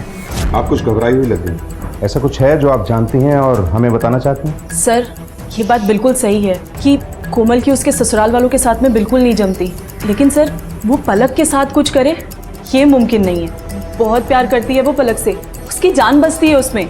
जब पलक पैदा हुई थी ना, तो सबसे ज्यादा खुशी कोमल को ही हुई थी, सबसे ज्यादा ख्याल रखती है वो उसका। Thank you. सर विशाल के घर वाले और ज्यादा करके खास करके पूजा के ससुर, उनको वारिस चाहिए था जो खानदान के वंश को आगे बढ़ाए, और पलक के पैदा होने से वो ज्यादा खुश भी नहीं थे। बाबूजी को तो हमेशा से ही पोता चाहिए था। कहीं ऐसा तो नहीं कि बाबूजी ने मेरी बेटी के साथ कुछ? तुम्हें क्या लगता है मेरी पूरी फैमिली क्रिमिनल है? हो ना हो ये सब किया धरा तुम्हारी बहन कोमल का ही है, और एक ना एक दिन ये सच्चाई सबके सामने आ जाएगी। पहले छोटी बहू कोमल ने अपने पति पर रेप और ससुराल वालों पर दहेज का इल्जाम लगाया, फिर उसने वो इल्जाम वापस ले लिया। हो सकता है अपने ससुराल वालों के दबाव में आकर, और अब शायद उनके निशाने पर बड़ी बहू पूजा है। सर कहीं ये लोग कोमल का बदला पूजा से तो नहीं ले रहे? हो सकता है। Hello, sub inspector Kapil Garg speaking. क्या?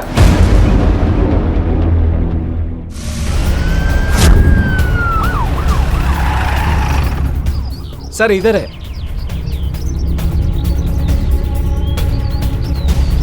सर कहीं इस किडनैपिंग और मर्डर में गहलोत परिवार का हाथ तो नहीं है? बॉडी को पोस्टमार्टम के लिए भेजो। Okay sir.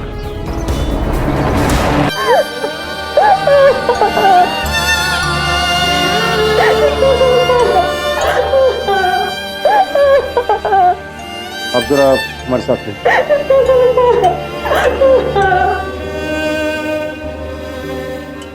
आप लोगों को किसी पे कोई शक है? सर बहुत सीधे साधे लोग हैं सर, हमारी किसी के साथ कोई दुश्मनी, कोई झगड़ा कुछ भी नहीं। पता नहीं किसने हमारी बच्ची को मार दिया।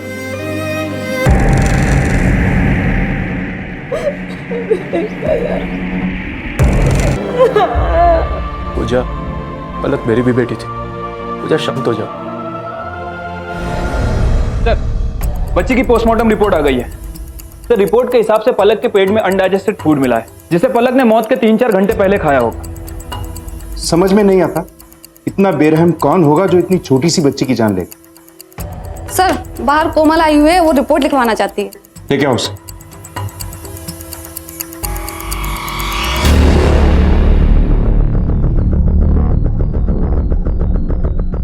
सर मैं अपने परिवार के खिलाफ कंप्लेन लिखवाना चाहती हूँ। अब क्या किया है उन लोगों ने?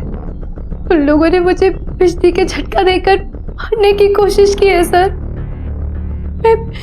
मैं ऊपर कपड़े सुखाने गई तो ये जरूर उन लोगों ने जानबूझ के किया है सर। आप चाहे तो गोपाल से भी पूछ सकते हैं सर। हाँ साहब, मैंने देखा था, वो विशाल भैया और मालिक दोनों ऊपर तो गए थे। सच बता माजरा क्या है? पहले पलक की मौत और उसके बाद कोमल पे मर्डर अटेम्प्ट। बोल। साहब ये आप क्या कह रहे हैं? ये सब उस कोमल की चाल है हमारे घर को बर्बाद करने की सर। पलक के साथ भी उसी ने कुछ किया हुआ सर मैं सच कह रहा हूँ, मैं उसे मारकर जेल क्यों जाना चाहूंगा? वो झूठ बोल रही है, हमें फंसाना चाह रही है सर वो। अब हम आपसे क्या बोले? कुछ बोलेंगे तो हमारी ही बदनामी होगी। पता नहीं किस किस के साथ उसका चक्कर था, यहाँ तक कि हमारे नौकर के साथ भी उसका चक्कर है। नौकर के साथ?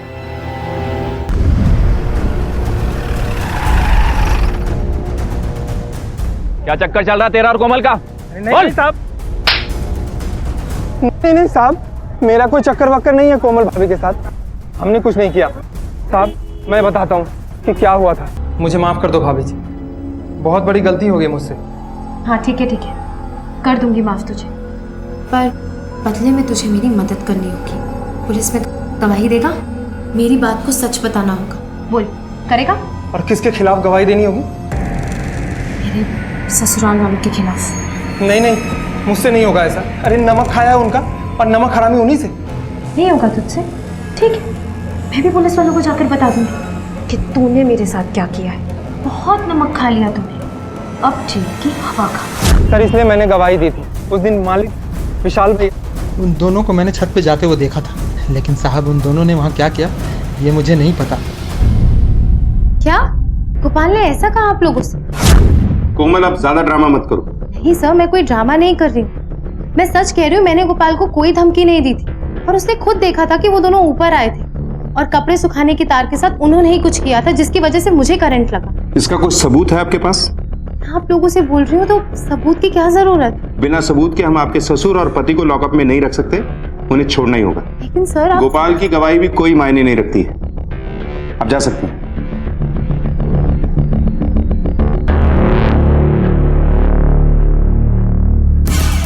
सर क्या लगता है आपको, ये कोमल सच बोल रही है या फिर कोई ड्रामा कर रही है? अभी कुछ कह नहीं सकते कपिल, धीरे धीरे ये केस कॉम्प्लिकेटेड होता जा रहा। सर पलक का मर्डर और कोमल का केस दोनों ही आपस में कनेक्टेड लगता है। मे बी ये भी हो सकता है कि ये खिचड़ी इस परिवार की ही हो। राइट सर, कुछ ज्यादा ही खिचड़ी पक रही है इनके फैमिली। सर ये रही इन लोगों की कॉल लोकेशन डिटेल्स। सर इस डिटेल के हिसाब से तो इनमें से कोई भी उस लोकेशन पर रहेगा। सर आपके कहने पर मैंने उस एरिया में पूछताछ की थी और पूछताछ के दौरान एक अजीब सी बात सामने आई है। वो क्या? सर पलक उस दिन उस ग्राउंड के अंदर खेल रही थी और वहां पर कुछ लोगों ने एक तांत्रिक को उस ग्राउंड के आसपास देखा है। तांत्रिक? ये क्या माजरा है? सर कहीं ये पलक किसी तांत्रिक के जादू टोने का शिकार तो नहीं हो गई?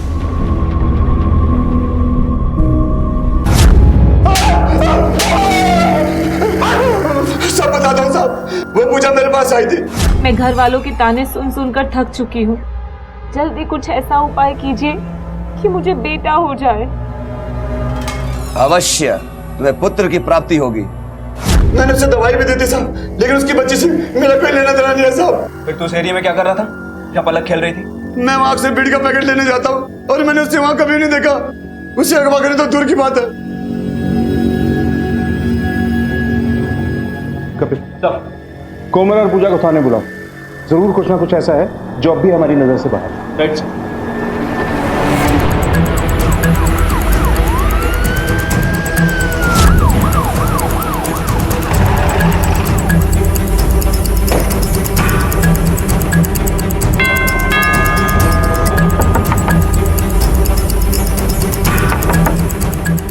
ठाकुर देखना विंडो पे। कोई दिख नहीं रहा सर अंदर। दरवाजा तोड़ू सर। एक्सक्यूज मी, ये आपके पड़ोसी कहाँ गए? सर आज सुबह पूजा की मौत हो गई थी। क्या? वो लोग उसके क्रियाकर्म करने के लिए गए। ठीक है आप जाइए।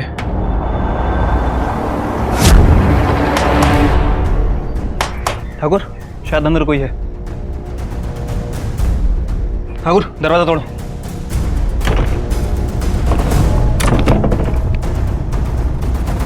कोमल तुम्हें यहाँ किसने बांधा और ये पूजा की मौत कैसे हुई? मेरी दीदी की मौत आज सुबह अचानक हुई। जब मैंने आपको फोन करने की कोशिश की तो यहाँ बांध कर चला गया और पूजा का क्रियाक्रम कराने के लिए लेकर गया। तुम्हें पता है उसे कहाँ लेके गए? हाँ।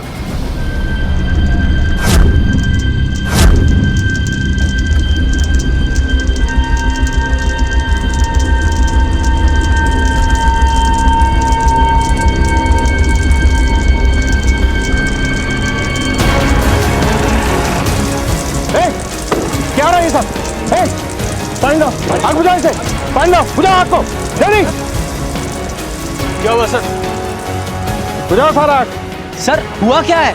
पूजा का डेथ सर्टिफिकेट कहाँ है? साहब पूजा को कौन सा किसी ने गोली मार दी थी जो हम उसका डेथ सर्टिफिकेट वगैरह बनवाते या पोस्टमार्टम करवाते? सुबह देखा तो बेसुध पड़ी थी अपने बिस्तर पे, सांसें भी नहीं चल रही थी उसकी। हमें लगा कि मर चुकी है वो, इसलिए डॉक्टर को बुलाने की जरूरत भी नहीं समझी हमने। अब डॉक्टर को भी तभी बुलाते हैं ना सर जब किसी के बचने की उम्मीद हो। इतने भी अनपढ़ नहीं है आप लोग कि इतना भी नहीं समझते हैं कि किसी भी बॉडी को जलाने से पहले किसी एक्सपर्ट डॉक्टर से उसका डेथ सर्टिफिकेट लेना जरूरी होता है। और उस पर कोमल के हाथ पैर बांधकर उसे घर में बंद करके आए आप लोग। हमने कोमल को नहीं बांधा था, तो झूठ बोल रही है। सर वो खुद ही नहीं आना चाहती थी यहाँ। नहीं सर ये झूठ बोल रहे हैं। भला मैं खुद को बांधकर अपने आप को लॉक कैसे कर सकती हूँ कमरे में? कुछ भी कर सकती है, इसका भरोसा मत कीजिए आप। तो तुम्हारा भरोसा करे? ज्यादा मत बोलो। झूठी झूठी मैं नहीं, झूठी तुम सब लोग हो। चुप कर, झूठे हम नहीं, झूठी तू है। जब से हमारे घर में आई है हमारे परिवार की सुख शांति छीन गई है सर। चुप रहिए आप सब लोग।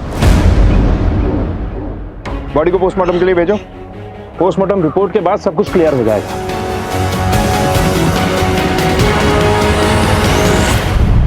सर, पूजा की पोस्टमार्टम रिपोर्ट आ गई है। सर, रिपोर्ट के हिसाब से पूजा की मौत उसके लंग्स में धुआं भरने की वजह से हुई। और ये धुआं 100% चिता का ही होगा। मतलब पूजा के ससुराल वाले उसे जिंदा जला रहे थे। सर, मुझे लगता है कि ये फैमिली आपस में मिली हुई है। इन सब ने आपस में मिलकर पूजा को मारा है। उठा के लाओ सबको, एक एक से अपने स्टाइल में पूछताछ करते हैं। Right sir. पूजा जिंदा थी जब उसे जलाया जा रहा था। ये आप क्या कह रहे हैं साहब? हमें नहीं पता था कि पूजा जिंदा थी। झूठ। शुरुआत से तुम लोग झूठ बोल रहे हो और इल्जाम कोमल पे लगा रहे हो। होता चाहिए था ना तुम्हें, इसलिए तुमने पूजा और पलक दोनों को मार दिया। हाँ साहब, मैं मानता हूं कि मुझे पोते की चाहत थी, लेकिन मैंने अपनी पलक को नहीं मारा साहब, और पूजा का खून भी मैंने नहीं किया। सर, और तुम? सर मैं सच कह रहा हूँ, मेरा पलक का और पूजा भाभी की मौत से कोई लेना देना नहीं है। वो तो भैया ने आवाज दी तो हम लोग भागकर उनके कमरे में गए, और हम लोगों को नहीं पता था कि पूजा भाभी जिंदा है। सर, अगर पूजा जिंदा रहती तो हम उसका क्रियाक्रम क्यों करते? हाँ सर। सर, हमारा यकीन कीजिए, हम लोगों ने कुछ नहीं किया। कत्ल तो तुम लोगों ने किया है, जानबूझकर या अनजाने में, लेकिन खूनी तुम ही लोग। और जब तक हम ये केस सॉल्व नहीं कर लेते ना, तुम लोग अंदर ही रहोगे।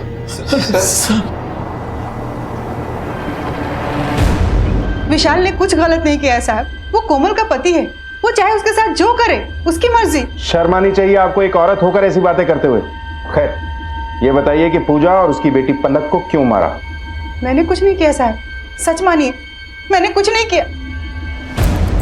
सर, एक इंपॉर्टेंट इन्फॉर्मेशन हाथ लगी है। सर, जब हमने तांत्रिक से पूछताछ की थी तो उसने बताया था कि पूजा अक्सर उसके पास आया करती थी, और सर तांत्रिक के कॉल रिकॉर्ड से भी ये प्रूफ होता है कि पूजा उसके टच में थी। लेकिन सर, जब हमने क्रॉस वेरीफाई किया तो एक चीज पता चली, ये सब शुरू होने से पहले ही कोमल तांत्रिक के पास आया जाया करती थी। और ये बात तांत्रिक ने हमसे छिपाई थी, जो इस तरफ साफ इशारा है कि दाल में जरूर कुछ काला है। आप लोगों ने पहले कुछ पूछा नहीं और मैंने बताया नहीं। मुझे कोमल ने पूजा से मिलवाया था। पापा, ये मेरी बहन पूजा है, इसे बेटा चाहिए। आप अपने तंत्र मंत्र से कुछ ऐसा कीजिए ना जिससे इसे बेटे की प्राप्ति हो जाए। अवश्य। देख, तेरी तरह हमें भी तंत्र विद्या आती है। जब अपने लॉकअप में ले जाके डंडे से मंत्र फूकते हैं ना, तो अच्छे अच्छे सच बोलने लगते हैं। फिलहाल तो तुझे छोड़ रहे हैं, पर एरिया छोड़ के मत जाना।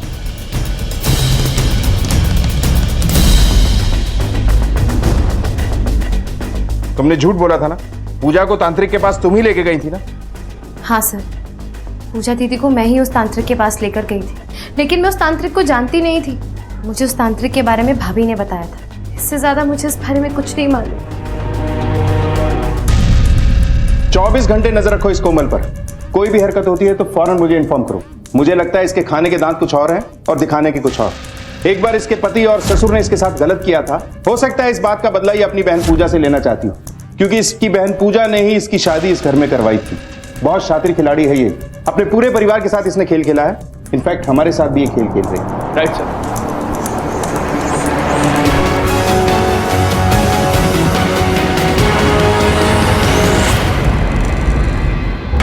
सर, एक शॉकिंग इन्फॉर्मेशन हाथ लगी है। वो क्या? सर, 2 महीने पहले कोमल ने अबॉर्शन करवाया था। ये देखिए। सर, मेरा यकीन कीजिए, मैं इस अबॉर्शन के बारे में कुछ नहीं जानता। मैं तो खुद सुनकर हैरान हूँ, क्योंकि कॉलेज में खेलते वक्त एक बार मुझे चोट लग गई थी और इंटरनल इंजरी की वजह से मेरे लिए बच्चा पैदा करना नामुमकिन हो गया था। सर, आप चाहें तो मेरी मेडिकल रिपोर्ट चेक कर सकते हैं। इसलिए कोमल तो प्रेग्नेंट हो ही नहीं सकती।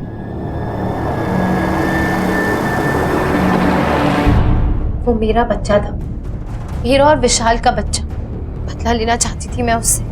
आप ही सोचिए ना सर, अगर ये बच्चा किसी दूसरे का होता तो मैं अबॉर्शन क्यों करवाती, बल्कि उस बच्चे को पैदा करती, उसे पालती, जिसे देखकर विशाल हर वक्त तकलीफ में रहता।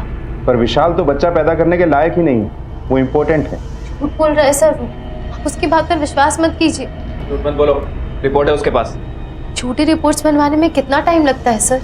इस केस में पुलिस अब एक ऐसे भंवर में फंस चुकी थी जहां से उन्हें कोई किनारा नजर नहीं आ रहा था। इस केस की शुरुआत में जहां कोमल एक बलात्कार के विक्टिम के रूप में सामने आई थी, वहीं इस वक्त वो पुलिस के लिए एक प्राइम सस्पेक्ट थी। कोमल के ससुराल वालों को पुलिस ने छोड़ दिया था, लेकिन वो अब भी उन पर कड़ी नजर रखे हुए थे।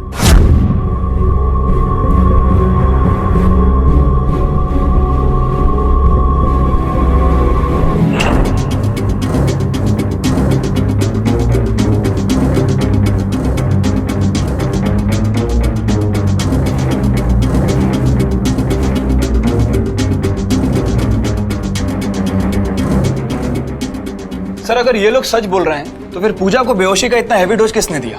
और सर अभी तक पलक का मर्डर सस्पेंस ही बना हुआ है। कपिल, देखने में ये दो केस हैं, लेकिन ये दोनों केस एक दूसरे से कनेक्टेड हैं। कहीं ना कहीं ये सारा मामला आपस में जुड़ा हुआ है, पर घर का कोई मुंह खोलने के लिए तैयार नहीं है। सर क्या पता कि घर के नौकर गोपाल को भी कुछ पता हो, लेकिन घर वालों की दबाव की वजह से उसने हमें कुछ नहीं बताया। कपिल, ले आओ उस गोपाल को। राइट साहब। साहब मुझे मारो मत बस साहब। साहब मैं बताता हूँ सब। फटाफट बोलना चालू कर।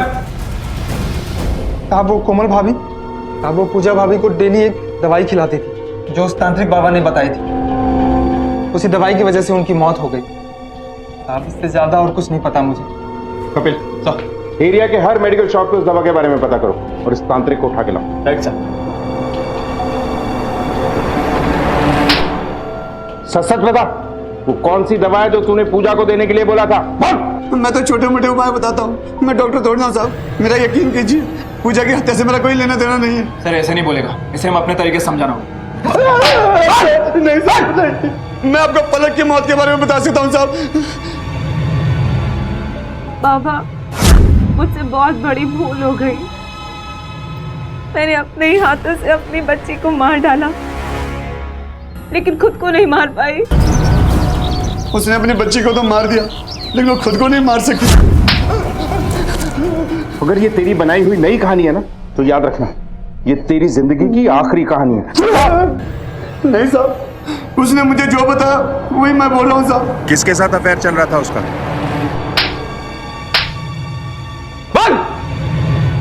हाँ सर, मेरा अफेयर था कोमल के साथ। मैं अपनी बीवी से तंग आ चुका था, उसकी वजह से मुझे भी ताने सुनने को मिलते थे। वो मुझे बेटा नहीं दे पा रही थी। सर मेरे दिल में पूजा के लिए कोई जगह नहीं बची थी। इस बीच मैं और कोमल करीब आ गए। मैं जानता था वो सब अपनी बहन को तकलीफ देने के लिए कर रही थी, लेकिन मुझे उस सबसे कोई मतलब नहीं था। कोमल को घर से लेकर बाहर तक किसी का भी सपोर्ट नहीं था। फिर मैंने उसकी मदद की, इसी वजह से हम करीब आ गए। कोमल मैं जानता हूं तुम सही और मेरा भाई गलत है। सच कहूं तो मुझे बहुत बुरा लगता है कि कोई भी तुम्हारा साथ नहीं दे रहा है, तुम्हारी अपनी बहन भी नहीं। पर तुम चिंता मत करो, मैं तुम्हारा साथ दूंगा। क्या सच में मेरा साथ देंगे? हाँ कोमल।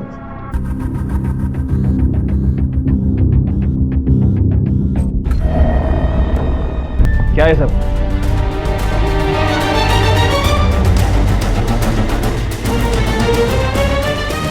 हाँ सर, हाँ मैंने ही पूजा दीदी को दवाई दी थी, और वो दवाई मुझे उस तांत्रिक ने नहीं दी थी, बल्कि मैं रोज झूठ बोलकर उसे वो दवाई देती थी ताकि वो एक ना एक दिन मर जाए।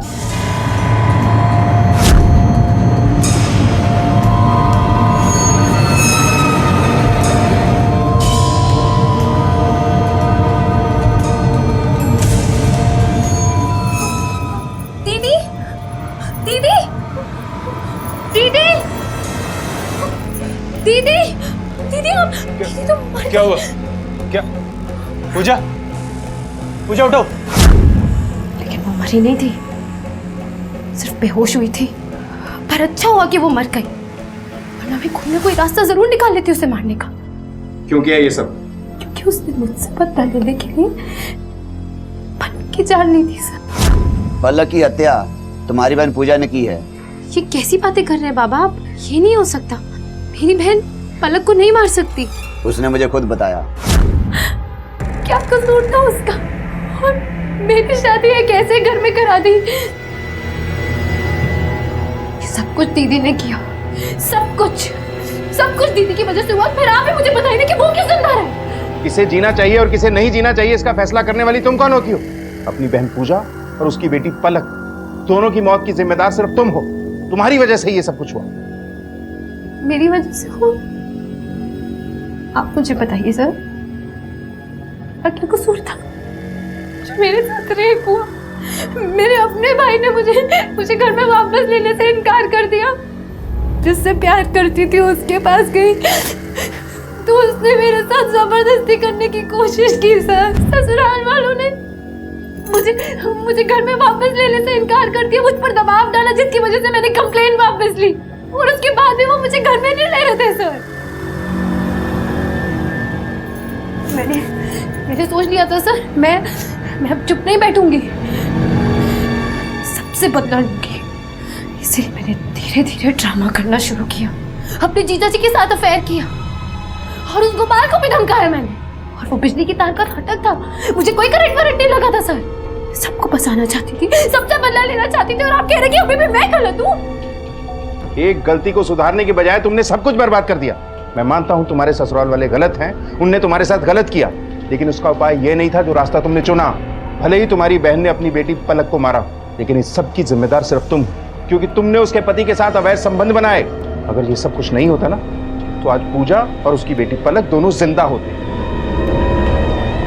कोमल की जिंदगी में जो कुछ भी हुआ उसके लिए वो अपनी बहन पूजा को दोषी मानती थी और इसी वजह से उसने अपनी ही बहन का खून कर दिया है। कहते हैं कि आंख के बदले आंख एक दिन इस पूरी दुनिया को अंधा बना देगी। जुर्म कभी भी किसी मसले का हल नहीं हो सकता। कभी कभी हम सबकी जिंदगियों में तकलीफें आती हैं। कई बार हमारी जिंदगी में कुछ ऐसा हो जाता है जिसमें हमारी कोई गलती नहीं होती, लेकिन इसका मतलब ये नहीं है कि बदले की भावना में हम जुर्म का रास्ता अपना लें, क्योंकि गलत रास्ता हमें कभी भी सही मंजिल तक नहीं पहुंचा सकता। इसी विचार के साथ अब मैं अनूप सोनी आपसे विदा लेता हूं। फिर मुलाकात होगी अगले एपिसोड में एक और चौंका देने वाले केस के साथ। तब तक अपना और अपने परिवार का ख्याल रखें और देखते रहें क्राइम पेट्रोल डायल 100। सबक एक को सीख हम सबको। जय। क्राइम पेट्रोल के और भी दिलचस्प कहानी देखने के लिए हमारे चैनल को सब्सक्राइब करें और बेल आइकॉन दबाना न भूलें।